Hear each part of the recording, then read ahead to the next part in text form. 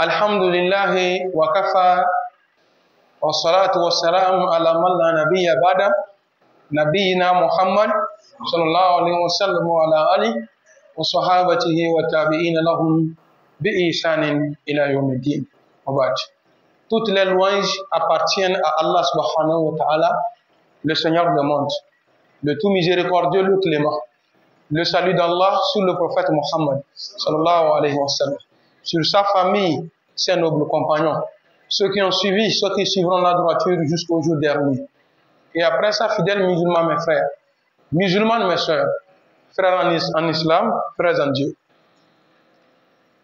Depuis un mois, nous avons seulement toujours prêché un même thème. Et pourquoi ce thème? Parce que vous-même, vous savez la place de la connaissance, la valeur de la connaissance. La connaissance, comme nous l'enseigne l'islam, quiconque veut le bas monde, il n'a qu'à aller à la recherche de la connaissance. Celui qui veut l'au-delà n'a qu'à faire l'effort à la recherche de la connaissance. Celui qui veut avoir le bon monde et gagner aussi l'au-delà, il n'a qu'à faire des efforts à la recherche de la connaissance. C'est la connaissance qui fait tout. Aujourd'hui, si nous comprenons des pays, la Chine, Dubaï, Arabie Saoudite, la Russie et consorts, je vous jure au nom de Dieu, c'est la connaissance qu'ils ont valorisée. Et aujourd'hui, ces personnes-là, ces pays-là, nous entendons parler de ces pays. Si nous sommes aujourd'hui en retard, c'est tout simplement que soit nous avons mal appris, ou soit nous manquons des machines de quoi faire développer nos pays. Et c'est ce qui est le problème. Nous n'avons pas des moyens pour reproduire, pour créer et consorts. Nous allons à l'école, on nous apprend à écrire et à lire, à transformer et tout ceci là. Non, c'est ça notre problème. Et qu'est-ce que nous pouvons faire pour changer tout cela? Il faudrait que les gens encore fassent des efforts. Je vais ouvrir une parenthèse. Vous voyez la Russie? La Russie, aujourd'hui, vous voyez la guerre de la Russie entre la Russie et l'Ukraine. La Russie n'a pas préparé sa guerre en un seul jour. La Russie a pris un long temps pour préparer cette guerre-là. La raison pour laquelle l'OTAN, l'Amérique, toute l'Europe, les États-Unis, tous se sont levés contre la Russie. Mais dites-moi, est-ce qu'ils ont réussi? Non. Mais comment ils sont arrivés à ce point? C'est à la recherche de la connaissance. Le président de la Russie, il a envoyé des personnes en Chine, un peu partout dans le monde, à la recherche de la connaissance. Ils ont acquis des connaissances, des valeurs. Ils sont revenus, ils rendent cela à leur pays. Ils ont acheté un avion en Amérique pour la Russie. Qu'est-ce que les Américains ont fait? Ils ont fait un effort pour mettre des radars sur cet avion-là. Plus de 70 radars. Pour que si ça arrive en Russie, tout ce que la Russie fait, ils sont au courant. Il est dit que l'avion descend en même temps sur la terre russe. Ça n'a pas fait 10 minutes quand les savants, les experts ont détecté tous les radars que l'Amérique a mis sur l'avion. Qu'est-ce qui a donné ça? La connaissance. C'est la raison pour laquelle vous remarquez que nous avons choisi ce thème-là, ça nous a pris beaucoup de temps. Un mois, une semaine, pour un même thème. Donc sur ce, je vous en prie au nom de Dieu, cet après-midi, je veux un peu abuser de votre temps, puisque je dois clôturer ce thème. Bien sûr qu'on n'a pas pu tout dire, mais l'essentiel, j'espère que est dit. Commençons aujourd'hui par les parents d'élèves. Le jour-là, j'avais commencé aussi par les parents d'élèves. Les parents d'élèves, je vous rappelle aujourd'hui que l'éducation, c'est à la maison. L'instruction, c'est à l'école. Vous confondez le plus souvent l'éducation et l'instruction. L'enfant prend son éducation à la maison et l'enseignant l'instruit à l'école. Puisqu'à l'école, il y a un programme que le gouvernement a mis à la place des enseignants. D'ici 1er octobre à tel mois, tu devrais terminer ce chapitre, ainsi de suite. Donc n'attends pas que c'est seulement le monsieur à l'école qui va apprendre à ton enfant des valeurs traditionnelles, telles bonjour papa, bonjour maman. Quand tu reviens de quelque part, bonne arrivée maman, bonne arrivée papa. C'est pas le maître qui fait ça. Aujourd'hui, nous avons changé les responsabilités. Quand l'enfant revient de l'école, il ne dit pas bonjour à la maison, on gronde à l'enfant. Quand il va à l'école, là, on t'enseigne quoi? Vos enseignants là ne vous enseignent pas de saluer. Saluer, c'est à la maison. Tu apprends à ton enfant comment on salue un supérieur. C'est à la maison qu'on apprend à l'enfant que celui qui est plus grand que de toi, tu dois lui respecter. Tu dois lui donner sa valeur. Tu dois t'abaisser. Tu dois... Tout ceci là, c'est à la maison. Mais nous, on a laissé tout aux enseignants, ils n'ont qu'à faire. C'est pourquoi quand l'enfant revient de l'école, en même temps, tu dis que, hey, tu ne sais pas, tu ne salues pas. Allez à l'école, ne nous a pas appris à saluer. Non. C'est à la maison, vous l'apprenez à saluer dans sa langue vernaculaire. Quand il va arriver à l'école, l'enfant qui comprend bien sa langue, quand il veut traduire quelque chose, voilà, il traduit la chose sans faute. La raison pour laquelle vous voyez nos enfants aujourd'hui, il faut prendre ton enfant à la maison, demande-lui comment on appelle le criquet dans ta langue, il ne connaît pas. Comment on appelle le mortier dans ta langue, il dit je ne connais pas. Comment on appelle le meule dans ta langue, il ne connaît pas. Parce que seulement nous avons tout délaissé à l'école. Non, nous avons fait notre responsabilité à ce niveau-là. Je vous dis que l'éducation, ça commence à la maison, pas à l'école. Je dis pas à l'école. C'est à la maison que chaque parent doit faire son effort sur ça. Secondo, les parents, ce que nous avons failli est qu'il n'y a jamais eu de discussion entre nous et nos enfants. Il n'y a pas de discussion entre parents et élèves. La rentrée est arrivée, on achète des cahiers, on vient poser. Hey, toi tu es dans quelle classe? Hey, tu vas dans quelle classe? Prends. Toi tu vas dans quelle classe? Prends. Toi tu vas dans quelle classe? Demain je vais venir payer votre écolage. Vous allez vous payer l'écolage et vous partez, c'est fini. Vous attendez seulement à la fin de l'année, soit la réussite, soit l'échec. C'est pas ça, mes frères. Il faut s'asseoir avec nos enfants. Discutons. La discussion, on va causer de quoi? Essayons de voir comment l'appelle-t-on, le passé. L'année passée, comment était le pourcentage de réussite dans notre maison ici? Qui est premier? Qui est deuxième? Qui est troisième? Qui est dernier? Bon, tu es dernier, qu'est-ce qui s'est passé? Qu'est-ce qui n'a pas marché? Tu es dernier. Ensuite de suite. Bon, j'aurais voulu que cette année, voilà ce qu'il faut faire. On doit marcher sur ce point. Voilà. C'est ce que les parents doivent faire. Et maintenant, à la fin de tout ceci-là, vous faites une prière. Vous priez pour vos enfants, leur protection. Vous priez que Dieu Tout-Puissant les inclue qu'il y ait une bonne connaissance, une bonne science. Vous-même, vous priez pour vous-même. Parmi vos enfants, vous ne savez pas, ami de quel enfant va accepter. À la fin de ceci, voilà, il y a déjà quelque chose que vous avez mis dans la tête des enfants. Troisième point, nos parents ne contrôlent pas leurs enfants. On ne contrôle pas les enfants. Ils vont à l'école, ils ne vont pas. J'avais dit, on ne suit pas nos enfants à l'école pour savoir s'ils vont vraiment à l'école ou pas. Ils ne connaissent pas le titulaire de l'enfant. Ils ne connaissent pas l'enseignant de l'enfant. Ils ne connaissent même pas. Il y a des parents même qui ne savent pas en quelle classe les enfants sont.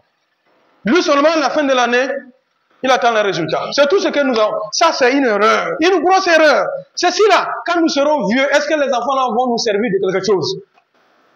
Non. Il faut contrôler les enfants. Et connaître vos enfants. Parmi mes enfants, qui est parmi eux le plus intelligent, sage? Qui est faible? Et c'est ce qui peut vous permettre d'orienter vos enfants à un moment donné. Parce que tu vois qu'à l'école, ça ne va pas, ça ne va pas. Mais quand tu suis l'enfant, voilà, ça peut te permettre que si j'oriente l'enfant là, dans ce domaine, ça va réussir. Si j'oriente l'enfant là, dans ce domaine, ça peut réussir. Mais il n'y a pas ce contrôle. Parents, vous devrez contrôler vos enfants. Qui vient apprendre de lui-même? Qui parmi eux revient de l'école, commence par apprendre avant de manger? Qui parmi eux Après avoir mangé, ils vont se coucher. Au réveil, ils vont apprendre. Qui parmi eux, il faut crier sur lui avant d'apprendre, avant qu'il n'apprenne. Donc tout ceci là, c'est à notre devoir de le faire, et c'est le droit des enfants. Frères en islam, j'amène le 4e point. Et ça, c'est très, comment on l'appelle, important. C'est quoi? C'est concernant la nutrition. Des enfants, il y a des enfants qui vont à l'école affamés.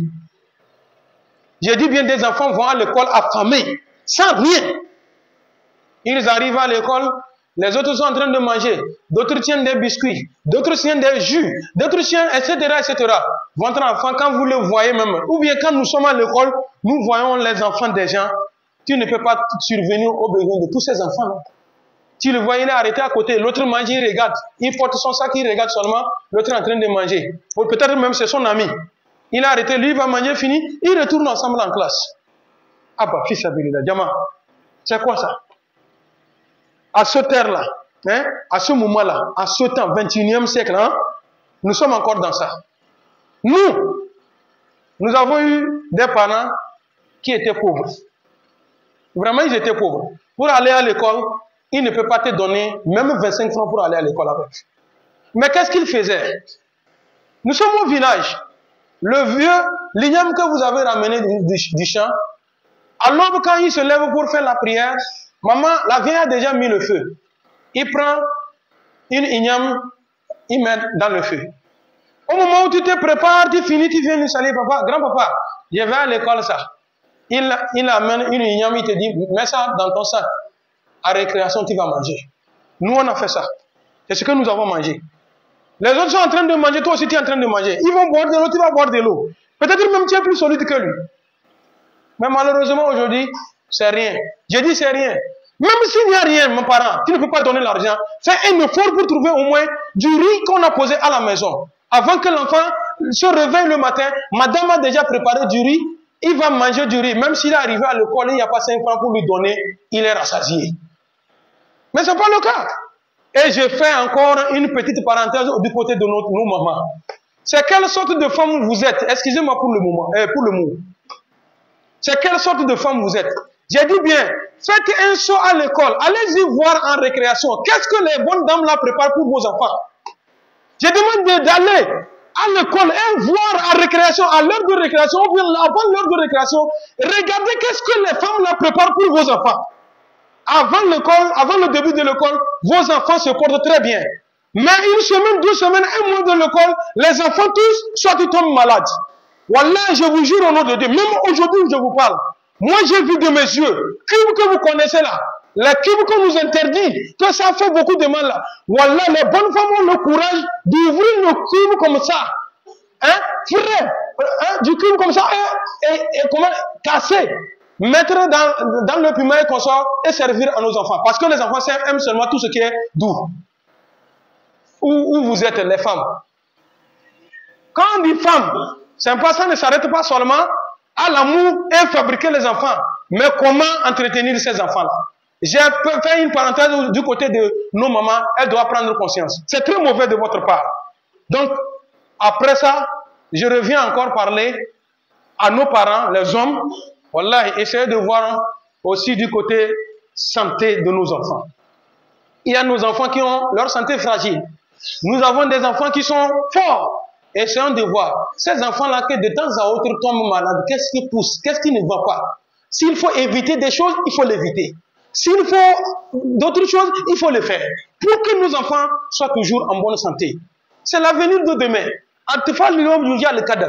Les enfants d'aujourd'hui sont l'avenir de demain. Donc si nous ne prenons pas ces soins-là, ce n'est pas bien. Parents, je termine par mon côté parent en vous rappelant que il faut que vous, les parents, vous essayez de prodiguer assez de conseils à vos enfants.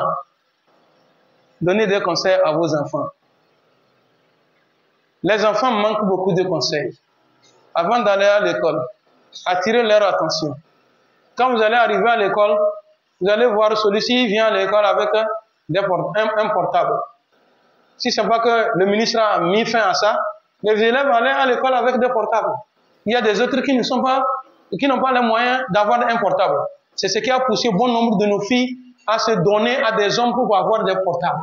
Si vous les avez conseillé à la maison que le portable c'est un temps, il y aura un temps qui va tenir un portable meilleur que ceci-là.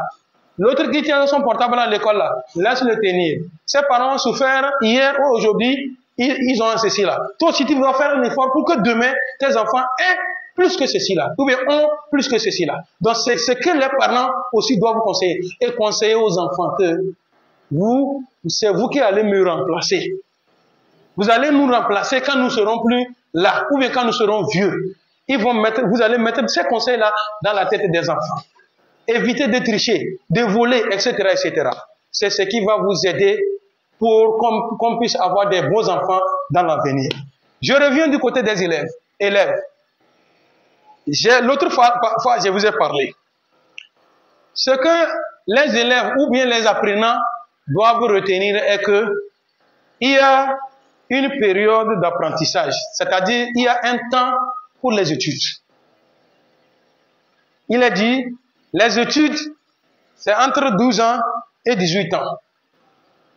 Puisque il va arriver à un âge donné, toi-même si on te dit d'aller à l'école, tu ne vas pas accepter d'aller. Tu ne vas pas accepter d'aller à l'école. Vu ton âge, vu ta forme. Toi-même tu sais que là où c'est arrivé là, moi je ne veux pas aller. C'est pour cette raison que j'attire votre attention élèves. Mettez du paquet, mettez du sérieux. À 18 ans, 20 ans ou plus tard, 21 ans, tu as déjà ton bac. À 18 ans, tu as déjà ton bac. Tu es à l'université. Après 3 ans, tu as ta licence. Si tu vas continuer jusqu'au doctorat, tu vois que tu es dans le temps. Mais tu t'amuses. Redoubler cette classe, quadrupler dans cette classe, etc., etc. Tu vas voir que déjà au CM2, tu es le père de la classe. Et le père de la classe, quand il regarde à gauche comme ça, c'est les enfants. À droite comme ça, c'est les enfants.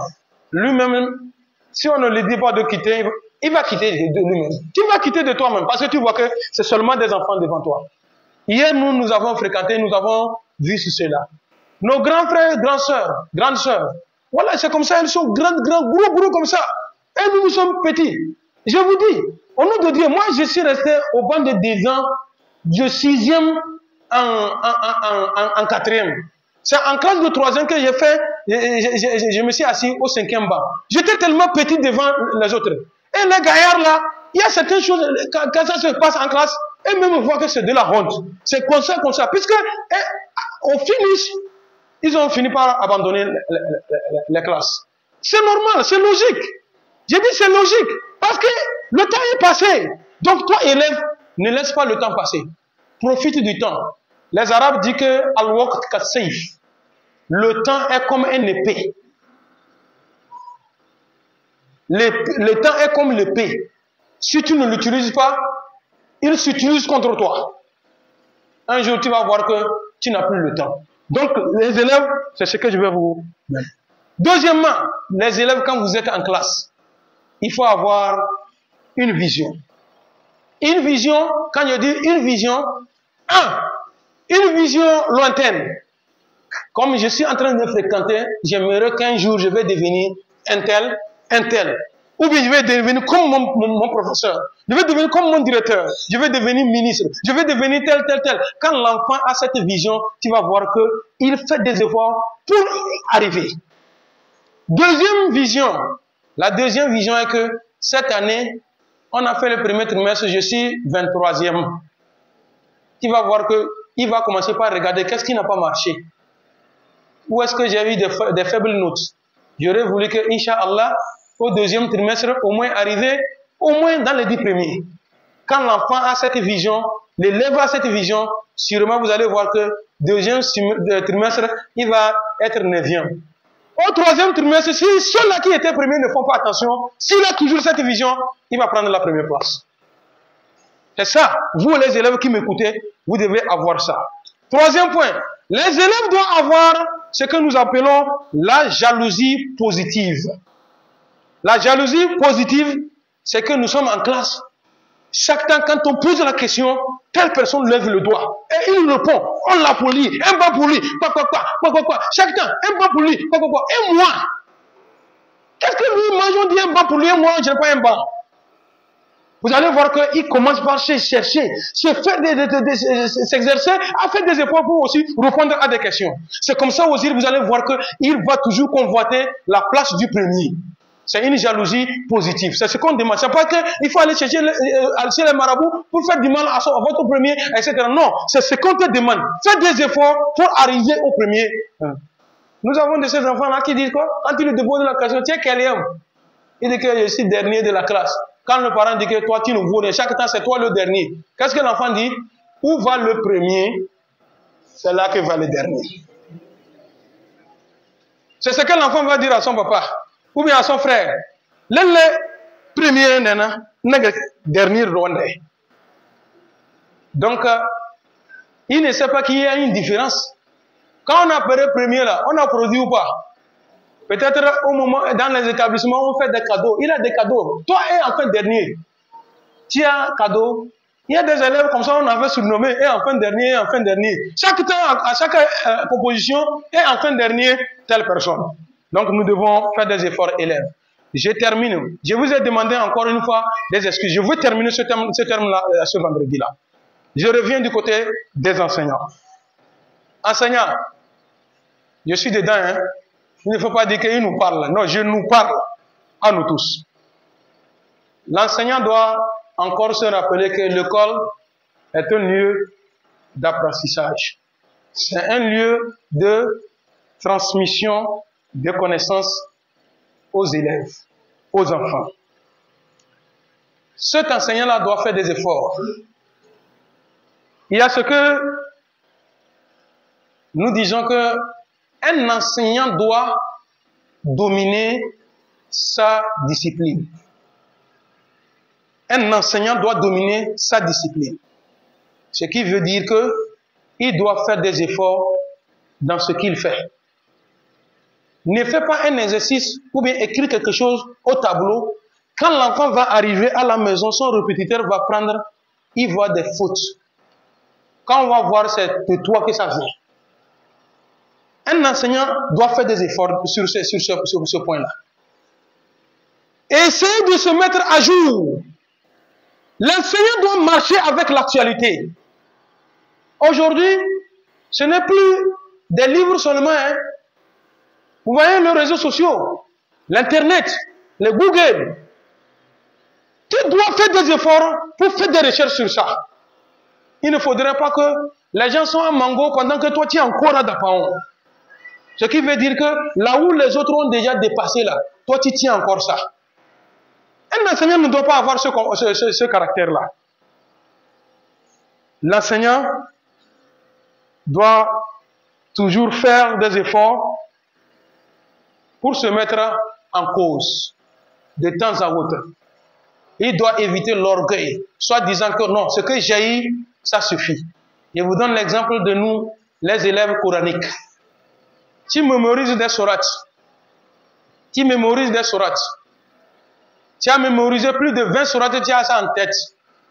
Et tu sors, les gens t'appellent alpha. Ça te trompe que tu es alpha. Tu arrêtes la révision. Et qu'on sort, etc. Vous allez remarquer. Vous-même, vous remarquez souvent vos imams dans les mosquées. Moi-même qui vous parle. Je ne suis pas épargné. Il prend une sourate. À un moment donné, c'est calé. Il revient, il reprend. À un moment donné, c'est calé. Peut-être quelqu'un derrière. Un enfant comme ça qui va lui faire quitter. Qu'est-ce qui amène cela? C'est le manque de révision. C'est comme ça aussi toi l'enseignant. C'est comme ça toi aussi l'enseignant. Ben, voilà, je vais nous dire un secret.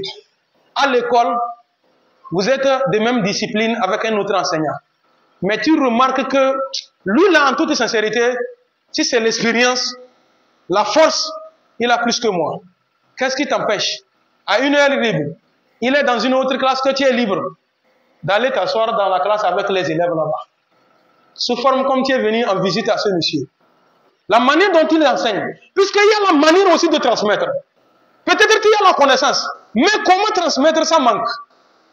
Quand tu vas suivre un autre enseignant, tu t'enseignes aussi, et un jour, tu vas voir que tu es aussi meilleur à l'école. Mais dans le cas contraire, wallah, on va toujours rester en arrière. Je rappelle encore à nos enseignants que nous devons éviter la colère à l'école. La colère. La colère. Quand on est coléreux, voilà, quelle qu'en soit notre force, notre capacité, notre expérience, nous sommes à bas. L'enseignant ne doit pas être en colère. Qu'est-ce que l'enseignant doit faire? Il faut avoir la patience. Tu vas voir, tu expliques un cours. Les élèves n'ont pas compris. Ou bien il y a un élève qui ne comprend pas. Il pose la question. Il repose la question. Le plus souvent même, on les insulte. Toi, tu ne vois rien. Imbécile, quoi? Ce n'est pas la vie d'un enseignant. Et le courage. Reviens. Réexplique. Refais encore pour cet élève-là. Et vous savez que les élèves que nous avons devant nous, c'est des élèves qui ont l'âge de l'adolescence. Entre 15, peut-être 12, 13, 14, 15. Tout le monde connaît l'adolescence. L'enfant adolescent, là où il se voit, il se croit au même niveau que toi. C'est comme vous êtes des rivaux. Toi, l'enseignant, tu dois dépasser là-bas. Essayez de comprendre à cet élève-là. Parce qu'il va monter le gabarit. Et à un moment donné, tu vas voir là que l'enfant te provoque en classe. Les autres élèves aussi acclament. Ils crient en classe. Si tu ne te maîtrises pas, ta colère, tu vas afficher des zéros aux enfants, renvoyer certains élèves, etc., etc. Et ça ne va pas donner de bonnes choses. Qu'Allah subhanahu wa ta'ala nous assiste. Un enseignant doit faire un effort pour connaître l'élève en difficulté. Parmi les élèves, vous donnez les notes. L'enfant a toujours 2. L'enfant a toujours 2. C'est très simple. Appelle-le. À une heure libre, tu t'entretiens avec lui. Tu essaies de lui faire sortir dans ces lacunes-là. Quand vous sauvez cet élève-là, à part ce que vous avez fait comme effort, Dieu le Tout-Puissant voit, il vous récompense. Sauver un enfant, enlever un enfant dans ses difficultés ou bien dans ses difficultés, c'est comme vous avez fait un acte de charité. Et c'est aussi comme vous avez sauvé quelqu'un qui est en train de se noyer dans une eau. Fidèles musulmans, je prie Allah subhanahu wa ta'ala pour ses professeurs, ses enseignants, que le Tout-Puissant vous accorde une longue vie, une bonne santé, plus de science, encore plus de courage, plus de patience, beaucoup d'endurance. Que le Tout-Puissant vous protège à chaque fois que vous quittez Bismillah dans vos domiciles, arrivez à l'école dans de bonnes conditions. Que le Tout-Puissant vous éloigne des accidents de travail, accidents dans vos trajets. Que le Tout-Puissant vous protège matin et soir. Ce que vous faites comme travail, c'est seul Dieu qui peut vous payer. Et je prie Allah subhanahu wa ta'ala qu'il vous accorde de meilleures promotions dans vos activités. Que le Tout-Puissant vous accorde de meilleures promotions dans vos activités. À toute personne qui travaille pour l'État ou bien dans des sociétés privées, que le Tout-Puissant vous accorde de meilleures promotions. À nous malades, que le Tout-Puissant apporte une propre guérison. Tous ceux-là qui ont des vœux intérieurement, Allah subhanahu wa ta'ala le sait qu'il exauce nos meilleurs vœux. Sabitna ala al-iman, wa tawaffana ma al-abrar, ya zal jalal wal ikram, Allahumma ajil islam wal muslimina, wa ajil ashirka wal mushrikina, wa damir adaka wa dana ada ad-din. Allahumma fatina fi din wa alimna tawil. Allahumma alimna ma jahilna wa anfa'na bima 'allamtana. Allahumma zidna wa tanqusna wa ansurna wa la tansur alayna. Wa sallallahu ala sayidina Muhammad sallallahu alayhi wa sallam wa ala alihi wa sahbihi akhyar wa sallam tasliman kathira.